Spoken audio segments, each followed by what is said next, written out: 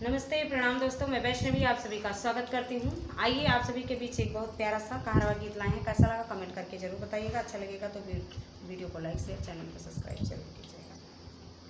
हम से जिया रोज हमारी बंसी काली देवरा, हम से जिया रोज हमारी बंसी काली देवरा, हम से जिया रोज हमारी बंसी काली देवरा।